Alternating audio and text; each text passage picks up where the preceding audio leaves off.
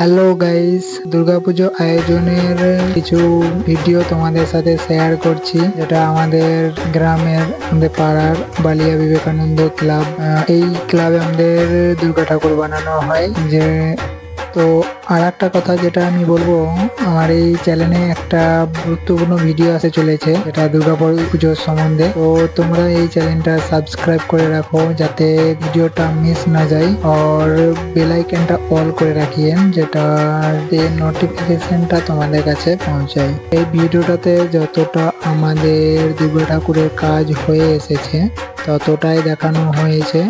পরের ভিডিওতে আমরা এই দুর্গা ঠাকুরের পুরো ভিডিওটা পোস্ট করব, যেটা তোমরা সকলেই দেখো।